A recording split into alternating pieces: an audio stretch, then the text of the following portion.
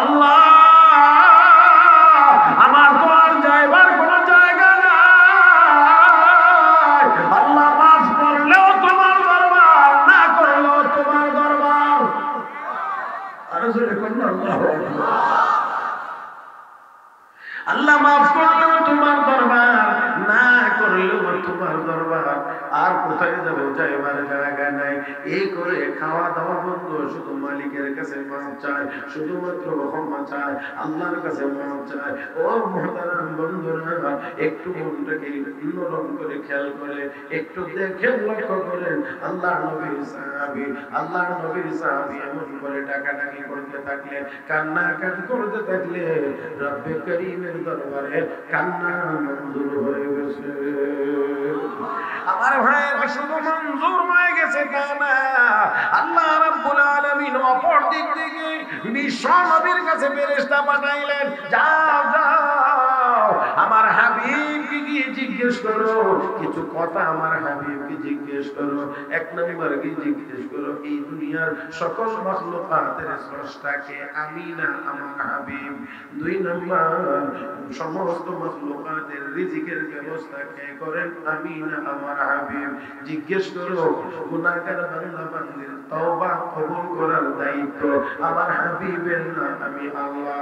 ফেরেশতা এসে বলেন, ইয়া রাসূলুল্লাহ, ইয়া হাবিবাল্লাহ, সালাম দিয়েছেন আল্লাহ, জানতে চেয়েছেন মাখলুকাতের স্রষ্টাকে? নবী কয় আল্লাহ, রিজিক দাতাকে আল্লাহ, গুনাহগার তওবা বান্দা বান্দির তওবা কবুল করার দায়িত্ব কার? বলে আল্লাহ। তাহলে আল্লাহ রাব্বুল আলামিন জানিয়ে দিয়েছেন আপনার সাহাবীকে কেন ধমক দিয়ে তাড়িয়ে দিলেন? আল্লাহ রাব্বুল আলামিনের দরবারে তার তওবা, তার কান্নাকাটি কবুল মঞ্জুর হয়ে গেছে। আপনি সুসংবাদ পৌঁছায় দেন সাহাবীর দরবার, সাহাবীর কানে। আল্লাহ নবী ডাকলেন, কে তোমার মা? সাহাবাকে গিয়ে নিয়ে আসবা, আর ঘোষণাটা দিয়ে আসবা, তার কানে এই সুসংবাদটা পৌঁছায় দেবা। হযরত আবু বকর দাঁড়াইলেন, ওমর দাঁড়াইলেন, আলী দাঁড়াইলেন, এবার হযরত সালমান ফারসি দাঁড়াইলেন। ও মুসলমান, নবীর এই চারজন সাহাবী দাঁড়াইলেন। নবী চারজনকে অনুমতি দিলেন, যাও সাহাবাকে গিয়ে খুঁজে বের করো, তাকে সুসংবাদ জানায় দাও। খুঁজতে খুঁজতে অনেক দূর পর্যন্ত চলে গেছেন, পাওয়া যায় না, পাওয়া যায় না, পাওয়া যায় না। আমার ভাইরা, আমার বন্ধুরা, এক পর্যায়ে গিয়ে একদল মানুষ পেয়েছে যারা পাহাড়ের কাছাকাছি থাকে, কাজ কাম করে। ওই লোকগুলোকে জিজ্ঞেস করেছে, ও ভাইয়েরা, আমাদের ভাই সাহাবাকে তোমরা কি দেখেছো? কে সাহাবা? চিনি না। কি আলামত আছে, কোন নমুনা আছে কিনা বলো? আল্লাহর আযাবের ভয়ে কান্নাকাটি করে, এটাই হলো আলামত। হে ভাই আবু বকর, ওমর, তাই যদি মনে থাকে, সন্ধ্যা হলেই পাহাড়ের গোড়া থেকে একটা করুণ কান্নার আওয়াজ ভেসে ওঠে। আসেন আপনারা, আসেন মাঠে, একটু আওয়াজ করে বলেন আল্লাহু আকবার। আমার ভাইয়েরা, ওই পাহাড়ের গোড়া থেকে একটা করুণ কান্নার আওয়াজ ভেসে ওঠে। এই আওয়াজ বড় করুণ, এই আওয়াজ বড় করুণ আওয়াজ। দেখেন এই লোকটাই কিনা হযরত আবু বকর সিদ্দিক হযরত ওমরের দিকে তাকিয়ে বলেন, ও ভাই ওমর, এই করুণ কান্নার আওয়াজ আসে এখান থেকে। আমার মনে হয় এই কান্নার কালি যিনি করেন তিনি আমাদের ভাই সালামা হবেন। সালামা ছাড়া আর কেউ হতে পারে না। এবার অপেক্ষায় সন্ধ্যার পরে যখন এই আওয়াজ শুনেছে, আওয়াজ শুনে আবার কাছাকাছি গিয়েছে, বুঝতে পেরেছেন সালামা। এবার একেবারে পাহাড়ের গুহায় গিয়ে নবীর এই চারজন সাহাবীর মধ্যে সর্বপ্রথম হযরত ওমর দাঁড়াইছেন, হযরত ওমর দাঁড়াইছেন। দাঁড়ায় ও ভাই সালামা, মাথা উঠাও, চলো মদিনাতে যাই, চলো মদিনাতে যাই। আল্লাহর বান্দা হযরত সালামা ডাক দিয়ে বলেন, কথা শুনে বুঝতে পেরেছি তুমি ভাই ওমর এসেছো। আমি তো তোমার কাছে আগে গিয়েছিলাম, আমাকে মাফের কোনো ব্যবস্থা দাও না। আমি মাথা উঠাইব না যতক্ষণ পর্যন্ত আমার আল্লাহর পক্ষ থেকে ক্ষমার ঘোষণা না হবে। আরেকটু জোরে গান।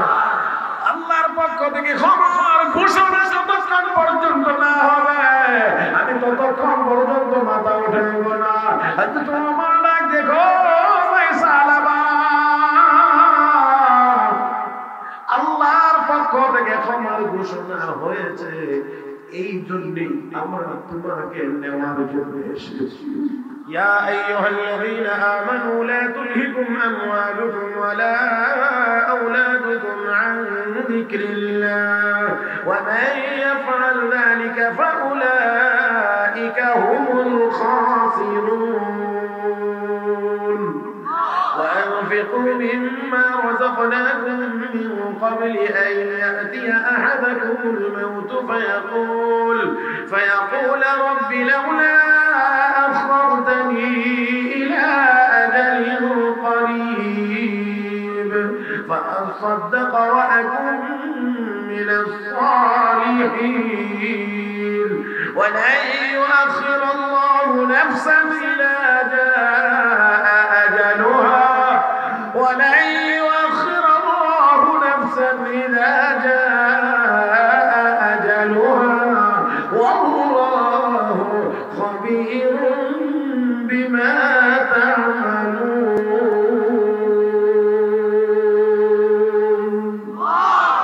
আরেকটু জোরে আল্লাহ রাব্বুল আলামিন বলেন লা ইউআখিরুল্লাহু নাফসান ইযা জাআ আজালুহা, মওতের সময় যখন চলে আসবে একজনের জন্যও একটু দেরি করা হবে না, একটু বিলম্ব করা হবে না। ও মুসলমান, এখানে কোনো বিকল্প কোনো পদ্ধতি নাই, কোনো শরত নাই, কোনো হুকুমে কাজ হবে না, কোনো টেলিফোনে কাজ হবে না, কোনো টাকা পয়সার লেনদেনেও কাজ হবে না। যার সময় যতটুকু দুনিয়ায় থাকবে সে ততটুকু। আরো আসতে হে মুসলমান, 1 মিনিট সময় পিছানোর কোনো ব্যবস্থা নাই নাই নাই। যখন তার হায়াতের বিশ্বাসে এবার আজরাইল এসে তার রূহটা নিয়ে গেছে, দেহটা পড়ে আছে রাস্তায়, দেহটা পড়ে আছে রাস্তায়। হে বন্ধু, একটু মাত্র খেয়াল করেন, আল্লাহর বান্দা রওনা করেছে আলেমের কাছে যাবে, মাফের কি ব্যবস্থা আনবে, তওবা করবে। আমার ভাইয়েরা, রাস্তার মধ্যে গেলেই তার মওতের পরোয়ানা জারি হয়ে গিয়েছে। একটু জিজ্ঞেস করি, এ যুবক ভাইয়েরা, একটু বিনয়ের সাথে আমি জিজ্ঞেস করি, তোমাদের মাথায় হাত রেখে একটু জিজ্ঞেস করি, তুমি আর আমি এখান থেকে রওনা করেছি সিলেট যাব। সিলেট যাওয়ার আগে আগে আজরাইলের সাথে সাক্ষাৎ হইতে পারেনি না পারে না? আমি আগেই বলছি, বসলাম যেহেতু কষ্ট করে সময়টা কাজে লাগাইতে চাই, মনোযোগী হয়ে শুনি। সিলেট যাওয়ার আগে আগে মওতের পরোয়ানা হয়ে যাইতে পারে কিনা, আজরাইলের সাথে সাক্ষাৎ হইতে পারেনি না পারে না? গ্যারান্টি আছে যে সিলেট পর্যন্ত যাইতে পারবো? না রে মুসলমান, না।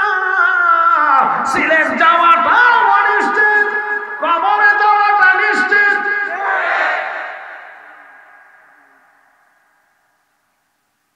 দেহটা পড়ে আছে, রূহটা নিয়ে গেছে।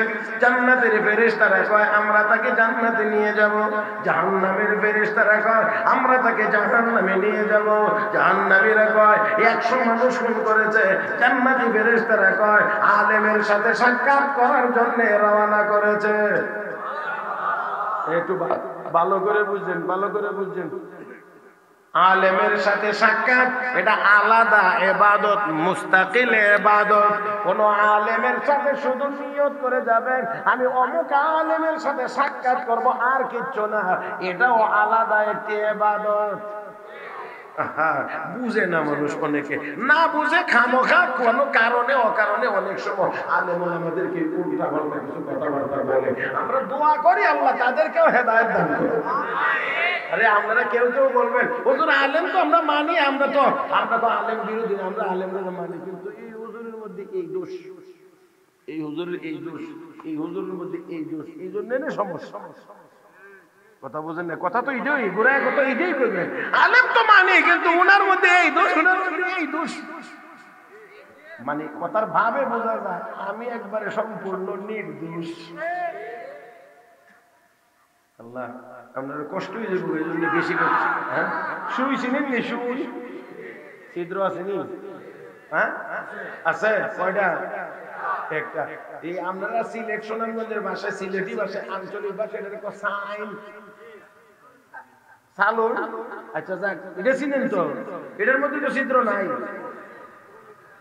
হ্যাঁ আছে কয়টা? 4-5টা হইব, আরো বেশি? আচ্ছা গুনতে পারবেন? কোন একটা সালন দিয়ে যদি বলা হয় চিত্রটি গণ, বিল্ডিং যদি 10 তলার বেশিও তো আপনি বলতারেন না 1 2 3 4 5। দেখছেন নি কই না এরকম? বাংলাদেশ ব্যাংক ভবনটা 30 তলা, আমার জানা মতে এটাই সবচেয়ে বড় বিল্ডিং বাংলাদেশে। এটাও আপনি একটু কই না দেখেন 30 পর্যন্ত যাইতে পারেননি, 10-12 পর্যন্ত গেল। কোনটা জানি গেছেন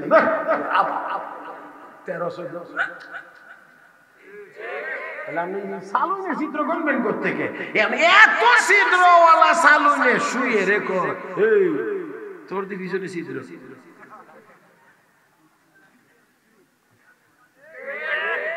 শুয়ে কয় একদম কারেক্ট, সঠিক কথা বলছি। ছিদ্র আমার একটা আছে, তবে তোরটি যদি গুনতে তো কিয়ামতের আগে আমারটা দেখবার ফুরসত তো হতো। কথা কর না, কথা কর না। যারা আলেম ওলামাদের দোষ খুঁজে বেড়ায়, তাদের নিজেদের দোষগুলো যদি একবার চিন্তা করে দেখতো, কিয়ামতের আগে কোনো মুমিনের দোষ তার নজরে পড়তো না।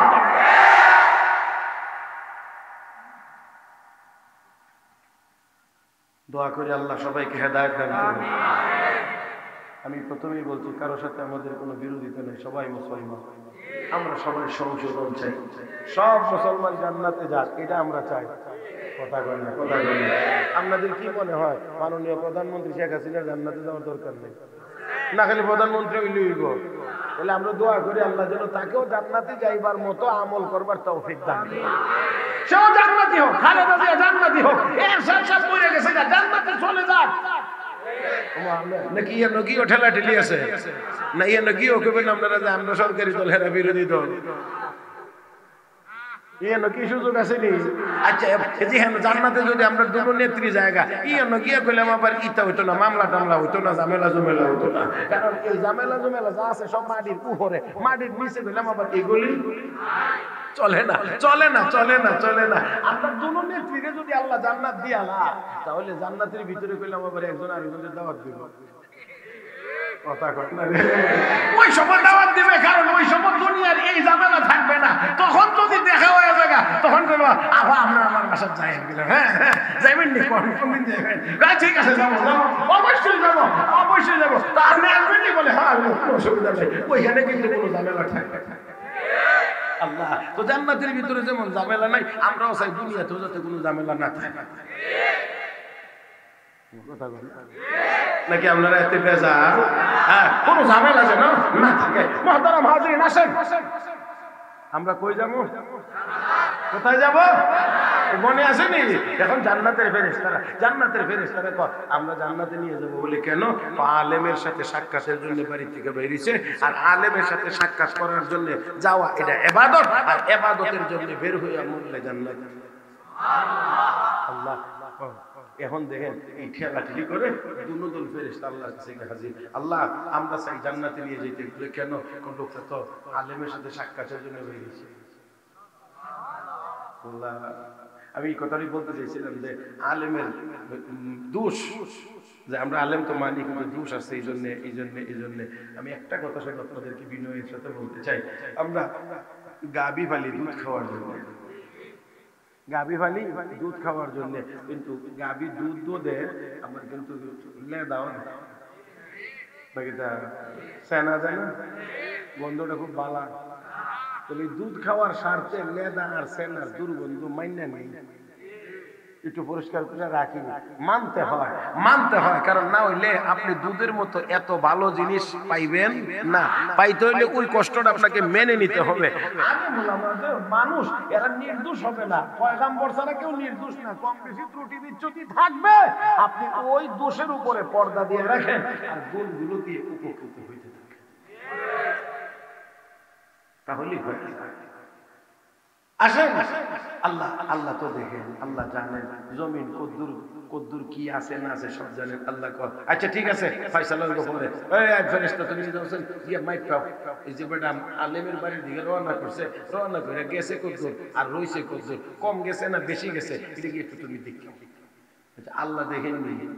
তোমার কয় না তো আল্লাহ দেখে, তারপরেও ফেরেশতারা আবার তুমি একটু মাইপা দেখো, একটা ফর্মুলা এখানে আল্লাহ তৈরি করতেছেন, একটা ব্যবস্থা আল্লাহ করতেছেন, কারণ ওই লোকের ভিতরের যন্ত্রণাটা আল্লাহ ছাড়া আর কেউ জানেন না। আল্লাহ জানেন তার ভিতরে কি যন্ত্রণা উঠছে। হায় রে আমি কি করছি, হায় রে আমি কি করছি, হায় রে আমি কি করছি, কি অন্যায় করছি, কি গুনাহ করেছি, এই যে একটা যন্ত্রণা তার ভিতরে, এই যন্ত্রণা তো আল্লাহ জানেন। দেখা যায় হাদিসের কিতাবে লেখে যে লোকটা আসলে গেছে কম, আসলে গেছে কম, কিন্তু ভিতরের যে জ্বালা এটা তো আল্লাহ জানেন। এই জন্য আল্লাহর দয়া হয়েছে তার উপরে। আল্লাহ ফেরেশতারে বলে যে যাও একটু মাপ দিয়ে দেখো তো কত দূর গেছে, মদিনা মাদ্রাসা যাইতে রাস্তাটা বেশিটা গেছে না কম গেছে, সামনে কত দূর পিছনে কত দূর। আল্লাহ তো জানেন ওই গেছে কম, সামনে রয়েছে বেশি। আল্লাহ ফেরেশতারে নির্দেশ দিয়ে এদিকটা জমি দেবে, জমি ফেরেশতায় মাপ দিবার আগে আগে, ফিতা ফালাইবার আগে আগে তুই পিছনের অংশটা বড় হয়ে যাবে। সুবহানাল্লাহ, একটু মহব্বতে করুন। ওই জমিন তুই পিছনের অংশটা বড় হয়ে যা, সামনের অংশটা ছোট হয়ে যা। এবার জমিন পিছনেরটা বড়, সামনের অংশ কম। ফেরেশতা এসে কয় আল্লাহ সামনে 50 গজ, পিছনে 250 গজ। আল্লাহ রাব্বুল আলামিন বলেন আলেমের সাথে সাক্ষাতের জন্য রওনা করে বেশিরভাগ রাস্তা যেহেতু অতিক্রম করে ফেলেছে, আমি আল্লাহর দয়া তার শামিলে হাল হয়ে গেছে। যাও রে ফেরেশতারা, ও জান্নাতি ফেরেশতারা নিয়ে যাও, আমি আল্লাহ তাকে মাফ করে জান্নাতে নিয়ে যাওয়ার পারমিশন দিলাম। ওই আল্লাহ কি এখনো আছেন না নাই? জোরে কোন নাই না আছে? ওই আল্লাহ রে, ওই মালিক রে মহব্বতে ডাক দেন আল্লাহ। হয় নাই রে মুসলমান, কলবের ভিতর থেকে ডাক দেন আল্লাহ। ও হেরা, খারাপ লাগে না ভালো লাগে? বুঝিও তো না শান্তি কোন জায়গায়। একটু ডাক দিলে রাত্র গভীর হয়েছে, এই গভীর রাত্রিতে আল্লাহ রাব্বুল আলামিনের একটু জিকির করেন। আল্লাহর নামের একটু ঘুম থেকে উঠে নামাজ পড়ে মালিকের কদমে সিজদা দেয়, দোয়া করে, কান্নাকাটি করে, হাতে তাসবিহ নিয়ে বসে না, চোখ বন্ধ করে একাগ্রতার সাথে মালিকের জিকির করে লা ইলাহা ইল্লাল্লাহ। আরো মহব্বতে বলেন লা ইলাহা ইল্লাল্লাহ, লা ইলাহা ইল্লাল্লাহ, লা ইলাহা ইল্লাল্লাহ, লা ইলাহা ইল্লাল্লাহ, লা ইলাহা ইল্লাল্লাহ, লা ইলাহা ইল্লাল্লাহ, লা ইলাহা ইল্লাল্লাহ, লা ইলাহা ইল্লাল্লাহ, মুহাম্মাদুর রাসূলুল্লাহ। ও ভাইরা, খারাপ লাগে? একটু একটু জিকির করেছে, খারাপ লাগছে না ভালো লাগছে? একটু পড়তে থাকেন, একটু সময় দেন না মালিকের, একটু সময় দেন, একটু জিকির করেন। 5 ওয়াক্ত নামাজের পরে 5 মিনিট, 7 মিনিট, 10 মিনিট একটু জিকির করেন। দেখবেন আস্তে আস্তে আপনার কলবের ভিতরে কি শান্তির ব্যবস্থা হয়, কি শান্তির ব্যবস্থা হয়। হায় হায়, কত তো দৌড়াদৌড়ি করলাম, কত টাকা পয়সা জমাইলাম। আমি তো দেখি টাকা যত বেশি হইতেছে আমাদের অস্থিরতা তত বাড়তেছে। আগে মানুষের সম্পদ ছিল কম, শান্তি ছিল বেশি। এখন সম্পদ বেশি, শান্তি কম। কষ্ট হইতেছে না? অনেক হয়ে গেছে, প্রায় 1.5টা হয়ে গেছে, প্রায় 1.5টার কাছাকাছি। আর বেশি কষ্ট দেওয়া যায় না। যে চলবে, ওনারা কি করে, চলবে? মাশাআল্লাহ, মাশাআল্লাহ। আল্লাহ আপনাদেরকে কবুল করুন, আপনাদের বরকতে আল্লাহ আমাকেও কবুল করুন। আল্লাহ যেন হাসরের ময়দানে আমাদেরকে এমন করে আরশের নিচে জায়গা দান করেন। সবাই বলেন আমিন।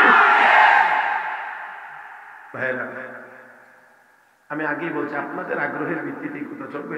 আমি কায়দা কৌশল করে আপনাদেরকে আটকায় রেখে মানে সময় বেশি নেওয়ার কোনো চিন্তা আমি করবো না। একান্তই আপনাদের যদি ইচ্ছা থাকে তাহলে আমি সামনের দিকে আগাবো। আমার ভাইরা, আসুন, বলছিলাম যে গুনাহ করার পরেও কোনো মানুষ যখন আল্লাহকে ডাক দেন, আল্লাহ আল্লাহ আল্লাহ আল্লাহ, আমি শুধু গুনাহ মাফ করে দেই না, আমি ওই বান্দাটাকে, ওই মানুষটাকে আমি নিজে আল্লাহ ভালোবাসতে পারি। আমরা আজকে আল্লাহর ভালোবাসা নিয়ে যাইতেছি, এই ময়দান থেকে আজকে আমরা আল্লাহর ভালোবাসা নিয়ে যাইতেছি। আমরা আজকের এই মাহফিলের মুনাজাতে আমরা বলবো, আল্লাহ আমাদেরকে মাফ করে দাও, আল্লাহ আমাদেরকে মাফ করে দাও, আল্লাহ আমাদেরকে মাফ করে দাও। এই কথাগুলো একটু বলে যেতে পারবো না? একেবারে অন্তর থেকে একেবারে কলবের ভিতর থেকে আমরা আজকে আল্লাহকে কথা বলবো, আল্লাহ গুনাহগুলো মাফ করে দাও, আর গুনাহ করবে না, আমাদেরকে গুনাহ মুক্ত থাকবার তৌফিক দাও। এমন একটা দোয়া করে যাবো তো ইনশাআল্লাহ। দেখেন, একটা ঘটনা আপনাদেরকে শোনাইবো। ওয়াজ মাহফিলে গেলে এত বছরের পর বছর যাবত ওয়াজ উলামা ইকরামের জবান থেকে শুনছেন, কোন কথা শুনছেন না এমন কথা আর আমি কই হব, ও আমি মনে করি আপনারা শুনছেন, তারপর আমি শুধু একটু স্মরণ করাইয়া দিই। শুরু করব। ঘটনাটা শেষ করতে একটু সময় লাগবে, ততক্ষণ পর্যন্ত ধৈর্য হবে না। না আবার এটা মনে করবেন না যে খুব লম্বা, এরকম না, যতটুকুই লাগে সময়, এই সময়টা আপনারা দিবেন তো ইনশাআল্লাহ। রাসূল করিম সাল্লাল্লাহু আলাইহি ওয়াসাল্লাম আমার দিকে তাকায়, অন্য দিক তাকানোটা বন্ধ করে দিলেই আরো বেশি তৃপ্তি হবে। অন্য দিকটা খালি বন্ধ করে দেন, একটা দিক রাখেন, আমার দিক, আমি আপনাদের, তো দেখবেন আরো ভালো। আমি না আগেই বলছি, আর আমার ওয়াজ আর নতুন করে শুনাইবার মতো বিষয় না, আলহামদুলিল্লাহ। আর আমার ওয়াজের বয়স 31 বছর। কত বেশি বয়স আপনার? কত? 33। মাত্র আমার ওয়াজের বয়সের থেকে 2 বছর বেশি। আর কোনে জিজ্ঞেসিলাম যে কি মৌলানা বয়স কত? 30। তো তুমি রোজ জগতে থাকতে এত বছর। আলহামদুলিল্লাহ আলহামদুলিল্লাহ আলহামদুলিল্লাহ। মুহতারাম হাজির, আসুন এই কথাটা বলতে বলতেই আজকের আলোচনা শেষ করবো ইনশাআল্লাহ। আল্লাহর হাবিব মক্কা শরীফ থেকে হিজরত করে মদিনায় গেছে। আমি এই অন্তত এই এখন যে কয়েক মিনিট চলবে, এখন আর কারো মাথা এদিক ওদিক চাই না, এরকম চাই না। আমি চাই এরকম হোক। আমি দেখবো একটুকু কে পারে। নবী মদিনা শরীফ গেছে, হিজরত করে সাহাবীরা মদিনা শরীফ চলে গেছে। একটু খেয়াল করবেন, যারা মক্কা শরীফ থেকে মদিনায় গিয়েছিলেন তারা একদম খালি হাতে মদিনায় গিয়েছিলেন। বাড়ি ঘর, আসবাব, সামান পত্র, ক্ষেত খামার, বাগান সব, এমনকি স্ত্রী সন্তান সব। অবাক হবেন আপনার, রাসূল যখন বলছেন মদিনায় হিজরত করে, সর্বপ্রথম রাসূলের একজন সাহাবী নাম আবু সালমা, তার স্ত্রী উম্মে সালমা, তার একজন সন্তান, এই তিনজনের এই ছোট্ট পরিবারটি সর্বপ্রথম পুরা পরিবার প্রকাশ্যে হিজরত করে যাওয়ার জন্য উটের পিঠে গিয়ে সওয়ার হয়েছে। মালামাল সব রেখে তারা শুধু চলে যাবে, কিন্তু তারপরেও পাষণ্ডরা ওনাদেরকে স্বাভাবিকভাবে যাইতে দেয়। সামনে এসে লোকজন দাঁড়াইছে, নিজের বাড়ির লোকেরা এসে দাঁড়িয়ে কয়, আবু সালমা কোথায় যাইবা? যাও, আমাদের বংশের ভবিষ্যৎ, বাচ্চা নিয়ে যেতে পারবো না, এটা দিয়ে যাও। খেয়াল করে কোলের বাচ্চা নিয়ে গেছে নিজের গোষ্ঠীর লোকেরা। শ্বশুর বাড়ির লোকজন এসে বলতে আছে, আবু সালমা তুমি তোমার পথ দেখো, আমাদের মেয়েটাকে আমাদের কাছে দিয়ে যাও। এখন কয় গুরু মানুষ? এই 3 জন। গুরু হয়েছে, নিজের সন্তান নিয়ে গেছে নিজের বাড়ির মানুষ, স্ত্রীকে নিয়ে গেছে শ্বশুর বাড়ির মানুষ, উনি হলেন একা। 3 দল, 3 ভাগ। আমি আর আপনি হইলে হয়তো বা একটা সমঝোতার দিকে যাইতাম বা মেনে নিতাম, আচ্ছা যাবো না, থাক, আমাদেরকে মিলে থাকতে দাও। কিন্তু রাসূলের সাহাবীকে শোনো, তোমরা মনে মনে ভাবছো আমার সন্তানকে আমার কাছ থেকে আলাদা করে নিয়ে গেলে আমার স্ত্রীকে আমার কাছ থেকে সরিয়ে নিয়ে গেলে মনে হয় আমি আর নবীর নির্দেশ মেনে হিজরত করব না, মনে হয় ফিরে থাকব। আল্লাহর কসম করে বলছি, শোনো, স্ত্রী সন্তান নিয়ে যাইতে পারো, স্ত্রী সন্তানের মহব্বতের চাইতে আমাদের কলবে নবীর মহব্বত হাজার কোটি গুণ বেশি।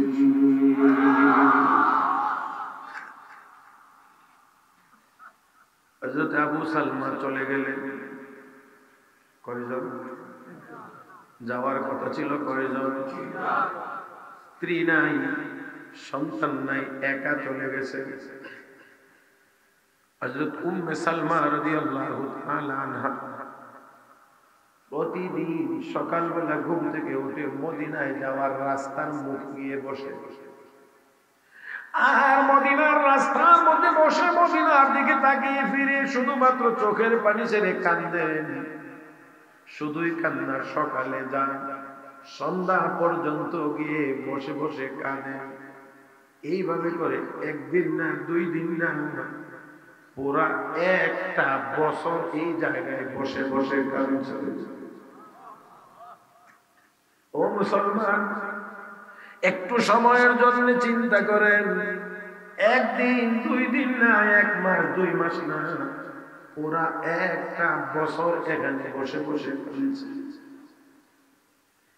1 বছর পরে দয়া লেগেছে, সন্তান কোলে ফেরত দিয়েছে, আর তাকে মদিনায় যাওয়ার অনুমতিও দিয়েছে। সন্তান পাইয়া মনে একটু খুশি, বাণিজ্যিক কাফেলার সঙ্গী হয়ে আল্লাহর বান্দি এবার হিজরত করে মদিনায় যাচ্ছেন। মদিনায় যাচ্ছেন, মনে মনে বড় আশা। মুসলমান মেয়ে, বিবাহ নাই, শাদী নাই, শুধুমাত্র প্রেম প্রীতির নামে একজন আরেকজনকে ধরে ধরে কোথায় গিয়ে ঘোরাঘুরি করে। আর একটু ভালো আওয়াজে বলেন, ঠিক না? ঘোরাঘুরি করে। ওইটা কেমন মা যে তার মেয়েটাকে ছেড়ে যায় এমন করে? ওইটা কেমন বাবা যে তার ছেলেটাকেও এই কাজের মধ্যে জড়াইয়া দেয়, অথচ কোনো শাসন করে না, কিছুই বলে না? আমার ভাইয়েরা, আমার বন্ধুরা, সেই জন্য বলছি, এই যুবক যুবতীরা যত গুনার কাজ করবে, মা বাবা যারা যদি তাদেরকে সঠিক শিক্ষা না দিয়ে থাকে, সঠিকভাবে দায়িত্ব পালন করে না থাকে, তারা গুনার কাজ করে। যত গুনাহ মা বাবার আমলনামায় জমা হবে সেই পরিমাণ গুনাহ। রাগ করছে মনে হয়? চিন্তা করে দেখেন, শুধু হাত ধরেছে, আর এখন তো হাত ধরা গুনাহ। হাসছেন না, শুধু হাসার জন্য বলছি। এটা হাসির খোরাক নেওয়ার জন্য বলি না।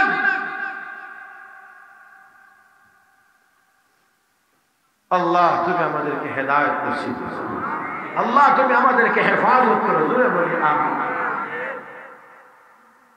রাসূলের সাহাবী সহ্য করতে পারেন না, হায় হায় আমি কি করলাম, একটা চিৎকার মেরে লাফ দিয়ে করতে বের হয়ে গেছে। আল্লাহ কদ্দুর কদ্দুর শুধু গিয়ে এতে আল্লাহর বান্দী তাকে ওই পরকালের ভয় দেখাইছে, ঈমানের বাতি পাওয়ার মেরে গেছে। লাফ দিয়ে বেরিয়ে এসে চিৎকার মেরে হায় হায় আমি কি করলাম। আমি এখনো বলছি, ও যুবকেরা, ও মুরব্বীরা, পর্দার আড়ালের মা বোনেরা, যা বিপদে আমরা পড়েছি সব তো আমাদের গুনাহের কারণেই পড়েছি। আসলে আজকে তওবা করে গুনাহটা ছেড়ে দেই, গুনাহটা ছেড়ে দেই। যদি ছেড়ে দিতে পারি, আল্লাহর কসম করে বলছি, মুসলমানের দিকে তাকাইয়া তাকাইতে পারে এমন কোন পরাশক্তি মহাশক্তি পৃথিবীর বুকে হতে পারে না। আমার ভাইয়ের লাভ দিয়ে বের হয়েছে, শুধু বের হয়েছে না, হায় কি করলাম কি করলাম কি করলাম কি করলাম এই বলে কাঁদতে কাঁদতে কাঁদতে কাঁদতে কাঁদতে কাঁদতে মদিনা ছেড়ে দিয়ে চলে গেছে একেবারে পাহাড়ের উপরে। একটু আল্লাহু আকবার বলবেন।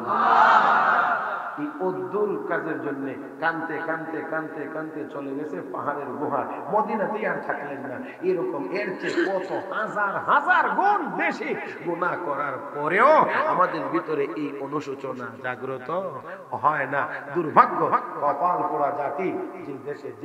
যেই দেশে দেশের শীর্ষস্থানীয় শিক্ষা প্রতিষ্ঠান জাহাঙ্গীরনগর বিশ্ববিদ্যালয়ের মতো জায়গাতে স্বামীকে আটকে রেখে পাষণ্ডরা স্ত্রীর উপরে হামলা এবং নির্যাতন করেছে। ভাবতে অবাক লাগে আমরা কত নিচে নামছি। সাহাবী চলে গেলেন, যুদ্ধ শেষ হইলে নবী মদিনার দিকে ফিরছেন। মদিনাতে অবস্থানরত সকল সাহাবীরা মদিনার শেষ প্রান্তে গিয়ে নবী এবং মুজাহিদ সাহাবায়ে কেরাম যারা ফিরে এসেছেন তাদেরকে সংবর্ধনা দিয়ে নিয়ে আসতেছেন, স্বাগত জানাচ্ছেন। কিন্তু দেখতে পাইলেন যে রাসূলের সাহাবী হযরত সালাবা এখানে নাই। হযরত সাঈদ ইবনে আব্দুর রহমান দৌড়িয়ে বাড়িতে আসেন। বাড়িতে এসে বলছেন স্ত্রী গো, আমার ভাই কোথায়? আমার ভাই কোথায়? স্ত্রী ঘটনা খুলে বলছে এই হয়েছিল, তারপর চলে গেছে। হযরত সালাবাতুল আনসারী রাদিয়াল্লাহু তাআলা আনহুকে এবার খুঁজে বের করার জন্য গেলেন। হযরত সাঈদ ইবনে আব্দুর রহমান গিয়ে বের করলেন, পাহাড়ের গুহায় করে আল্লাহর দরবারে কান্নাকাটি করলেন। গিয়ে বলছেন ও ভাই চলো চলো ওঠো, মদিনাতে যাই, বাড়িতে যাই। ডেকে বলেন না না না, আর মদিনায় যাব না, এই চেহারা কাউকে দেখাইতে চাই না, না ওঠো মদিনায় যায়। এবার তিনি উঠলেন, বললেন যাইতে পারি, শর্ত হলো আমার দুটা হাত গাড়ির সাথে করে পিছনে নিয়ে এমন করে বেঁধে রশি ধরে ধরে আমাকে নিয়ে যাইবা, দেখলেই যেন বোঝা যায় আমি একজন অপরাধী। চিৎকার মেরে আল্লাহ, আমাকে যেন দেখে বোঝা যায় আমি একজন অপরাধী, এইভাবে করে আমাকে নিয়ে যাইবা। ঠিক আছে, তাই করা হইল। এবার মদিনায় আনার পথে হযরত সালাবা বলতে আছেন ও ভাই সাঈদ আমাকে নিয়ে যাও হযরত ওমরের কাছে। তোমার এটা কে বানিয়েছে? আমাকে নিয়ে যাও হযরত ওমরের কাছে, গিয়ে দেখি মাফের কোনো ব্যবস্থা এখানে হয় কিনা। নিয়ে যাওয়া হয়েছে। হযরত ওমর যখন শুনলেন এই কর্মকাণ্ড হয়েছে, মেজাজ গরম, ধমক দিয়ে বিদায় করে দিয়েছেন। নিয়ে যাও আমাকে আবু বকরের কাছে। একই অবস্থা, সেখান থেকে ধমক দিয়ে বিদায় করে দিয়েছে। আমাকে নিয়ে যাও আলীর কাছে, একইভাবে ধমক দিয়ে বিদায় করে দেওয়া হয়েছে। সালাবা এবার বলেন ও ভাই সাঈদ আমি এতক্ষণ পর্যন্ত ওমরের কাছে গিয়েছিলাম, আবু বকরের কাছে গিয়েছিলাম, আলীর কাছে গিয়েছিলাম, উদ্দেশ্য ছিল আমার এই পাপের সংবাদটা যেন নবীর কান পর্যন্ত না যায়। কিন্তু কেউ আমাকে গ্রহণ করে নাই, আমার মাফের কোনো ব্যবস্থা তারা দেয় নাই। আর তো যাইবার জায়গা নাই, আমাকে নিয়ে চলো মুহাম্মদুর রাসূলুল্লাহ সাল্লাল্লাহু আলাইহি ওয়াসাল্লামের দরবারে নিয়ে যাও। নবী তো রাহমাতুল লিল আলামিন, গুনাহগার বলে কোনো উম্মতকে তো নবী সরায়া দিতে পারবেন না, নবী সরায়া দিবেন না, কিন্তু রাহমাতুল লিল আলামিনের কাছে নেওয়া হয়েছে। নিয়ে যাওয়ার পরে যখন সব ঘটনা খুলে বলেছেন, আল্লাহর নবীও নিজেকে আর স্থির রাখতে না পেরে নবীও ধমক দিয়ে বিদায় করে দিয়ে বলেন যাও, আমার কাছে মাফের কোনো ব্যবস্থা নাই। এরা মুসলমান এবার চিন্তা করে দেখেন, সাহাবী মনে হয় যেন মহাসমুদ্রের মাঝখানে পড়ে গিয়েছেন। হায় হায় হায়, নবীও আমাকে কোনো ব্যবস্থা দিলেন না। হযরত সালাবা এবার চিৎকার মেরে কাঁদেন, আর যেন বুঝা যায় কলিজা ফেটে যাচ্ছে। এমন করে চিৎকার করে কান্দে আর বলে ও ভাই সাঈদ আমাকে ছেড়ে দাও, আমার খুশিটা তুমি ছেড়ে দাও, আমি মদিনার বাহিরে চলে যাব। এই চেহারার মদিনার মানুষকে দেখাবো না। আল্লাহর পক্ষ থেকে যতক্ষণ পর্যন্ত ক্ষমার ঘোষণা না হবে ততক্ষণ পর্যন্ত আমি আমি এই চেহারা আর মদিনার মানুষকে দেখাবো না। আমার ভাইয়েরা একটু চিন্তা করে দেখেন, মাত্র একটু হাত ধরেছিলেন, এতে করে তিনি নিজেকে কত বড় পাপী মনে করতে আছেন। আমার ভাইয়েরা, আমার বন্ধুরা, যদি আমরা আমাদের দৃষ্টি থেকে দেখি তাহলে তো বলতেই হবে এটা সামান্য ছিল, কিন্তু আসলে সামান্য ছিল না। কারণ সাহাবী নবীর সাথে জিহাদের ময়দানে বাড়ির সব কিছু তার কাছে আমানত, পর্দা লঙ্ঘন করে ওই জায়গা পর্যন্ত গিয়েছে। কাজটা তো বড় জঘন্য কাজ করেছে, ওই তো আরো অনেক করবার নিয়তে গিয়েছিলেন। কিন্তু যখন আল্লাহর আযাবের কথা সামনে চলে এসেছে, আল্লাহর নবীর সাহাবী আর সামনে আগাইতে পারে না। হে মুসলমান, লক্ষ্য করে দেখুন, আল্লাহর নবীর সাহাবী চলে গেলেন এবার পাহাড়ের গুহায়, অনেক দূর পর্যন্ত গিয়ে পাহাড়ের গুহায় গিয়ে এবার শুধু একমাত্র আল্লাহর দরবারে কান্নাকাটি করে, শুধুমাত্র চিৎকার করে কাঁদেন আর বলেন, মানি এমন গুনার কাজ করেছিল, সবার কাছে গিয়েছিলাম মাফের আশা করে, মাফের ব্যবস্থা কি হবে জানার জন্য, কেউ আমাকে জায়গা দেয় নাই। গিয়েছিলাম তোমার হাবিবের কাছে, মনে করেছিলাম তোমার হাবিব আমাকে বিদায় দেবে। তোমার হাবিব আমাকে রাখে নাই, আমাকে কোনো ব্যবস্থা দেয় নাই। আল্লাহ ধমক দিয়ে আমাকে বিদায় করে দিয়েছে। আল্লাহ, আমার তো আর যাইবার কোনো জায়গা নাই।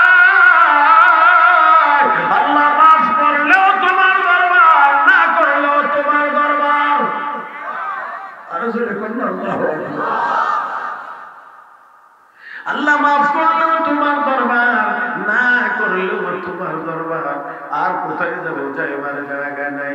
এই করে খাওয়া দাওয়া বন্ধ, শুধু মালিকের কাছে মাফ চায়, শুধুমাত্র ক্ষমা চায়, আল্লাহর কাছে মাফ চায়। ও মুহতারাম বন্ধুরা, একটু মনটাকে নরম করে খেয়াল করে একটু দেখেন, লক্ষ্য করেন, আল্লাহর নবীর সাহাবী এমন করে ডাকাডাকি করতে থাকলে, কান্নাকাটি করতে থাকলে, রব্বে করিমের দরবারে কান্না মঞ্জুর হয়ে গেছে।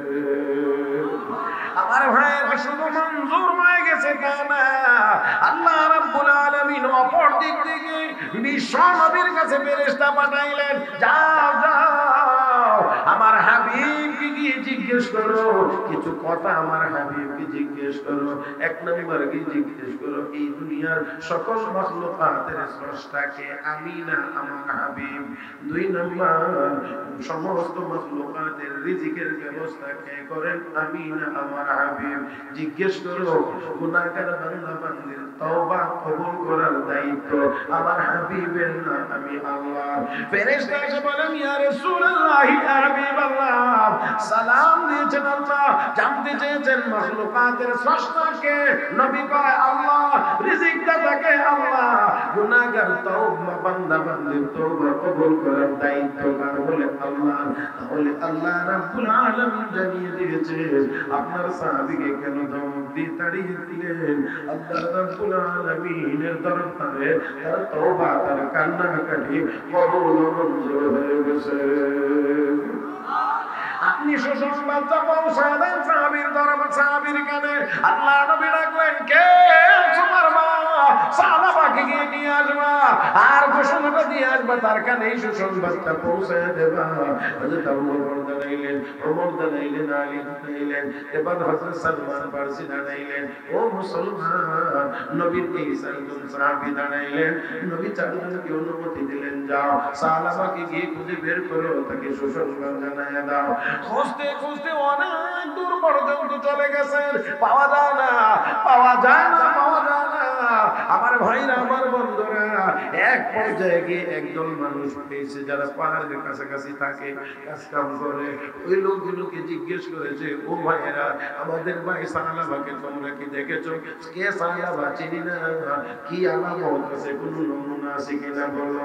আল্লাহর আযাবের ভয়ে কান্নাকাটি করে, এটাই হলো আলামত। হে ভাই আবু বকর, ওমর, তাই যদি হয়ে থাকে, সন্ধ্যা হলেই পাহাড়ের গোড়া থেকে একটা করুণ কান্নার আওয়াজ ভেসে ওঠে।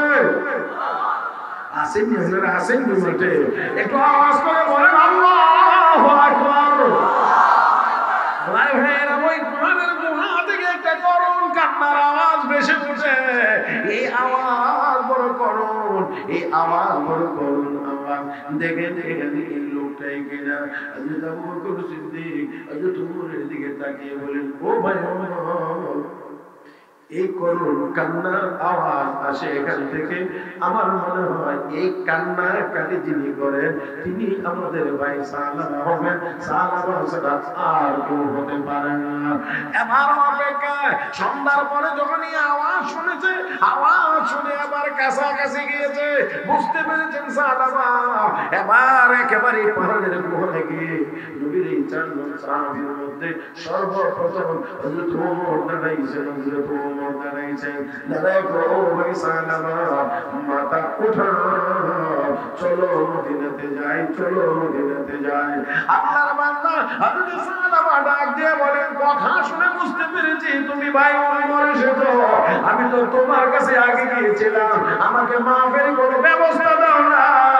আমি মাথা উঠাইব না ততক্ষণ পর্যন্ত আমার আল্লাহর পক্ষ থেকে ক্ষমার ঘোষণা না হবে। আরেকটু জোরে গান। আল্লাহর পক্ষ থেকে ক্ষমার ঘোষণা যতক্ষণ পর্যন্ত না হবে আমি ততক্ষণ পর্যন্ত মাথা উঠাইব না। তোমার ডাক দেখো ভাই সালামা, আল্লাহর পক্ষ থেকে ক্ষমার ঘোষণা হয়েছে, এই জন্যই আমরা তোমাকে নেওয়ার জন্য এসেছি। হযরত সালামা মাথা উঠাইলেন। আমার ভাইয়েরা চোখ দিয়ে তো কোনো পানি পড়তেছে। আল্লাহর নবীর সাহাবী হযরত সালামাকে নিয়ে এবার এই চারজন রওনা করেছেন। এই পাঁচজনের কাফেলা আস্তে আস্তে আস্তে আস্তে সারা রাত সফর করে মদিনায় হাজির হয়েছে। মদিনার মসজিদে নববীতে এসে তারা দেখেন ফজরের নামাজের জামাত শুরু হয়ে গেছে। রাহমাতুল লিল আলামিন ইমামতি করছেন। এই সাহাবায়ে কেরাম পিছনে এসে জামাতে শরীক হয়েছেন। আমার আপনার নবী রাহমাতুল লিল আলামিন ফজরের নামাজে লম্বা কেরাত পড়েন, মাঝে মাঝে আবার ছোট কেরাতও পড়তেন। আল্লাহর নবী ওই দিন সূরা ফাতিহার পরে তেলাওয়াত শুরু করেছেন, আল্লাহুম্মুত তাকাসুর হাত্তা যুরতুমুল মাকাবির। বিশ্বনবী মাত্র করে তেলাওয়াত করেছেন আল্লাহুম্মুত তাকাসুর। এমনি হযরত সালামা বিকট আওয়াজে চিৎকার মেরেছেন, আল্লাহু আকবার। আর একবার আল্লাহু আকবার। এত বিকট আওয়াজে তিনি চিৎকার মারলেন, পুরা মসজিদে নববীর ভিতরে যেন একটা আতঙ্কের মতো লেগে গিয়েছে। আল্লাহর নবী যখন তিলাওয়াত করলেন হাত্তা যুরতুমুল মাকাবির, এই আয়াত তিলাওয়াত করলে সাহাবী আরেকবার আরো বিকট আওয়াজে চিৎকার মেরে আর দাঁড়িয়ে থাকতে পারেন নাই, বেহুশ হয়ে জমিনে পড়ে গেছে।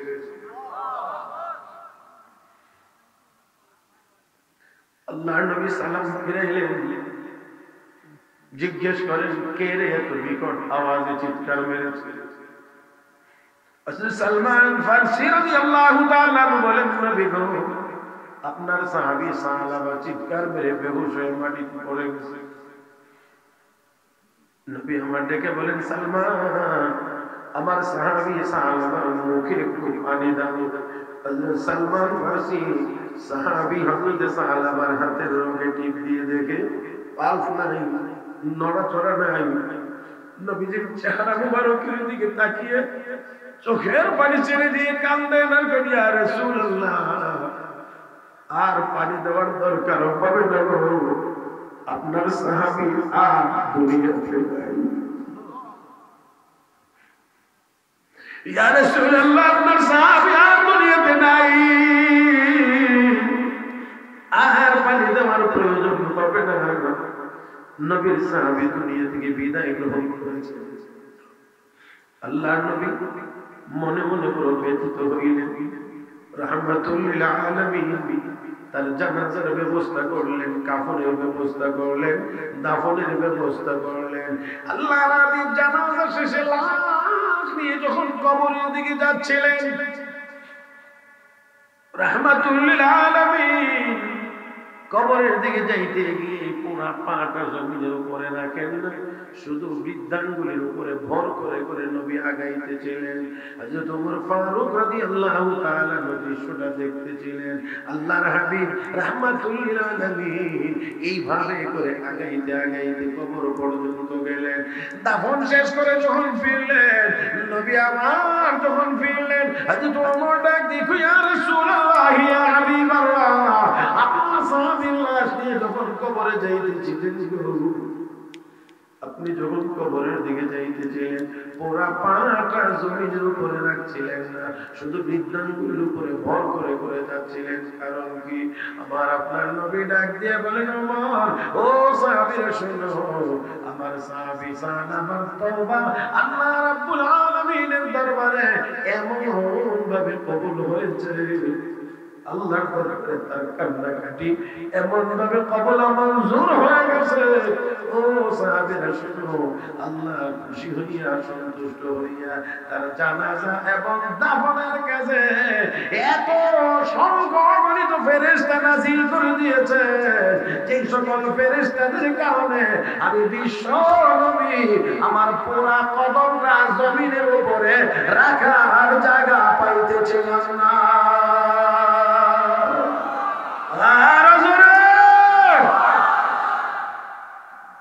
ও মুসলমান, তাই আসল বলতে চাইছিলাম, আল্লাহ রাব্বুল আলামিনের দরবারে কান্নাকাটি করলে, তওবা করলে আল্লাহ এত খুশি হন। অসংখ্য গণিত ফেরেশতারা আল্লাহ তার জানাজা এবং দাফনের কাজে নাযিল করে দিয়েছেন। ও মুসলমান, সেই আল্লাহ তার দয়া সহ এখনো নাই না আছে, নাই না আছে। আমরাও যদি মাফ চাইতে পারি, তাহলে আল্লাহ আমাদেরকেও মাফ অবশ্যই করবেন। আমরা আশা করি আল্লাহ আমাদেরকেও মাফ করবেন। তাই আসুন বলছি না, আমরা কোথায় যাইতে চাই? মাশাআল্লাহ, জোরে কোন। জান্নাত তো পবিত্র জায়গা, গুনাহ অপবিত্র, অপবিত্র গুনাহ নিয়ে পবিত্র জান্নাতে যাওয়া যাবে না। তাই আসুন আমরা আজকে তওবা করি আল্লাহর কাছে, ও মালিক আমাদেরকে মাফ করে দাও, ওয়াদা দিলাম আর গুনাহ কাজ করব না। আমার ভাইরা, এত বিশাল মাহফিলের এই নজরুলের রহমতের সময় আল্লাহর দরবারে মাফ চাইলে অবশ্যই আল্লাহ মাফ করবেন। আমার ভাইয়েরা, আমার বন্ধুরা, আলোচনার একেবারে শেষ করতে এসে বলছি, আমার আল্লাহ বলেন, যে আয়াতের অংশ তিলাওয়াত করেছিলাম, আমার নবী বলেন, তুবু ইলাল্লাহি জামিআন আইয়ুহাল মুমিনুন লাআল্লাকুম তুফলিহুন। এ দুনিয়ার ঈমানদারেরা, তওবা কর। আল্লাহ কয়, তুবু ইলাল্লাহি জামিআন। আল্লাহ কয়, ঈমানদারেরা তওবা কর, সবাই মিলে আমি আল্লাহর কাছে তওবা কর, লাআল্লাকুম তুফলিহুন, তাহলে তোমরা সফল হতে পারবে। যদি সফল হতে হয়, আমরা যদি সফলতা চাই, তাহলে অবশ্যই আমাদেরকে তওবা করে গুনাহ কাজ ছেড়ে দিতে হবে, নেক আমল করতে হবে। মুহতারাম হাজির, এত লম্বা সময় পার হয়ে গেছে, আসলে বেশি কষ্ট হয়ে গেছে মনে হয় আপনাদের। আমি আরো অনেক কম সময় করার চিন্তা ভাবনা ছিল, কিন্তু সত্য কথা কি, আসলে আপনাদের যে বসাটা, এই বসাটা আমাকে খুব বেশি উদ্বেলিত করেছে। আর আমার মনে হয় সন্ধ্যা থেকে নিয়ে বা তারও আগ থেকে নিয়ে যতক্ষণ যত ওয়াজ শুনেছেন, এখনের মতো এত একনিষ্ঠভাবে আর মনে হয় এর আগে আর শুনে। আমার চেহারা সুরত দেখে আমার মনে হচ্ছে, বাকি আমি জানি না। বাকি এখন যেই হৃদয় নিয়ে, যেই মন নিয়ে, যেইভাবে এখন বসে আছেন, আমার মনে হয় এটা অন্য সময়ের তুলনায় একটু ভিন্ন রকম, যার কারণে আসলে আমিও একটু মানে আবেগী হয়েই আরেকটু বেশি বলেছি। মুহতারাম হাজিরিন, তাই আসুন, গুনাহ আমাদের সকলের আছে, আমরা মুসলমান, কে কি করি, কে কোন দল করি, কার কি দল, সেটা আমার চেনা জানার বিষয় না। আমরা শুধু চাই সব মুসলমান আমরা জান্নাতে যাব। এটা হলো আমার কথা, আমরা সব মুসলমান, আমরা জান্নাতে যাব। জান্নাতের যে কোনো পরিচয় থাক না কেন, আমাদের মূল পরিচয় তো হলো আমরা মুসলমান। জন্মের পরে আমাদের কানে আযান দেওয়া হয়েছে, মরার পরে সব মুসলমানকে কবরে রাখার সময় করা হবে বিসমিল্লাহি ওয়া আলা মিল্লাতি রাসূলিল্লাহ। নাকি নাকি ওইখানে কবরে রাখার সময় কোনো দলীয় পরিচয় আছে? হ্যাঁ, কোনো পরিচয়? যেই মরো কবরে রাখার সময় মুসলমান হইলে বিসমিল্লাহি ওয়া আলা মিল্লাতি রাসূলিল্লাহ, রাসূলের মিল্লাতের উপরে রাখলাম, এটাই হলো আমাদের কথা। তাহলে আমাদের মূল পরিচয় আমরা মুসলমান। যাইতে চাই আমাদের মূল বাড়ি জান্নাত জায়গাটা পবিত্র, মসজিদ পবিত্র, এই জন্য যাইতে হইলে ওযু করে যাওয়া লাগে। মসজিদ জায়গাটা পবিত্র, যাইতে হলে ওযু করে পাক হয়ে যাওয়া লাগে। তো জান্নাত পবিত্র, তো ওইখানে যাইতে হলে তওবা করে গুনাহটারে পাক করে তারপরে জান্নাতে যাওয়া লাগে। আল্লাহ আমাদের সবাইকে তৌফিক দান করুন, আমিন ইয়া রাব্বাল আলামিন। সুবহানাল্লাহি ওয়া বিহামদিহি, আশহাদু আল্লা ইলাহা ইল্লা আনতা, আস্তাগফিরুকা ওয়া আতুবু